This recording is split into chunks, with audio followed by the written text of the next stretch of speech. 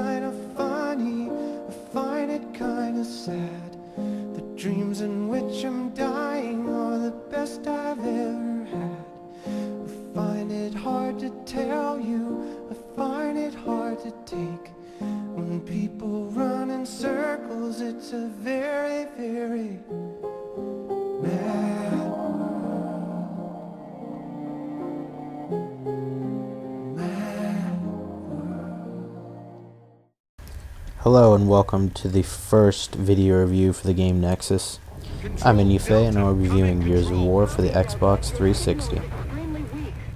Gears of War is designed by Cliffy B and his team over at Epic. The game has been a showcase for the new Unreal 3 engine, how well it can run on the 360. Microsoft considered this game to be the so-called killer app for the 360 for a while. They even went as far to try to launch the game against the PlayStation 3 and the Nintendo. First off, in the single player, you play as Marcus Phoenix. He's sort of a battle-hardened criminal. He's just been released to prison to fight the Locust Horde. The Locusts are invaders of the Earth and just about wiped out all of mankind. And during the single player, you start off in the prison a friend Dom has just released you from. Once you manage to make your way out of it, you find you have to save all of humanity from the Locust.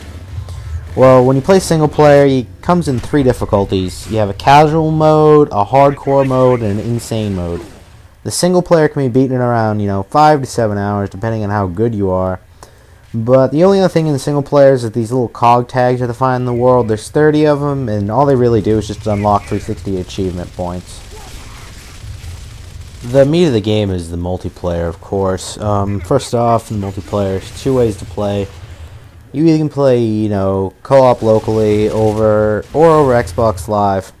Or the other biggest mode in the game is the Versus mode, which you can play over Xbox Live, or you can play locally.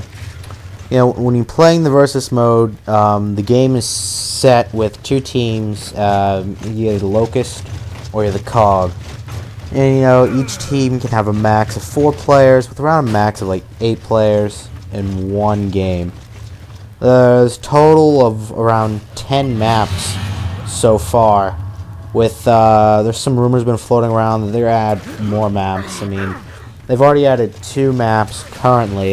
Right now you're looking at one of the maps that have already been added. But the multiplayer is definitely the main draw in this.